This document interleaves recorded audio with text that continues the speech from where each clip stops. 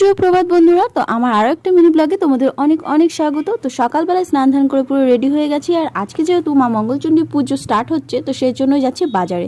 তো সকালবেলা হেমন্তদত্তা খুব একটা দোকান খোলেনি, তো যাই হোক বাজারের জন্য ফলমূল সব খুলে গেছে, সেগুলো নিয়ে নেব, নিয়ে বাড়ি চলে আসবো। তো যাই হোক বাড়ি চলে এসেছি, আসার পরে তো সব জোগাড়পাতি করে নিলাম, করতেও তো অনেক টাইম লাগে। তো যাই হোক প্রত্যেক বছর যেহেতু আমি মা মঙ্গলচণ্ডী পুজো করি, মানে অনেক ছোটোর থেকেই আমি মা মঙ্গলচণ্ডী পুজো করি, তো সেটা আর ছাড়তে ইচ্ছা করে না, যতই অসুবিধে হোক না কেন। তো সব জোগাড়পাতি করে নিয়ে বসে পড়েছি, আলপনাও দিয়ে নিয়েছি। তো পুজো প্রায় এখনই হয়েই যাবে আমার। পুজো হয়ে গেলে তো তারপরে সারাদিনটা কী করছি না করছি তোমাদের দেখিয়ে দেবো। আর হ্যাঁ, আজকে আমি ছুটি নিয়েছি, কারণ পুজো যেহেতু, তো বৃহস্পতিবারে উইক অফটা আমি আজকের দিনে নিয়ে নিচ্ছি, মানে প্রত্যেক মঙ্গলবারেই এখন নেব যতদিন পুজো থাকবে। তো যাই হোক পুজো তো প্রায় হয়েই গেছে। আর তোমরা কে কে পুজো করছো জানিও, আমার তো মা মঙ্গলচণ্ডী পুজো করতে ভালোই লাগে। তো পুজো প্রায় শেষের দিকে, এখন শুধু পাঁচালি পড়বো, পাঁচালি পড়লে হয়ে গেল। তো আজকের মতো তোমাদের সবাইকে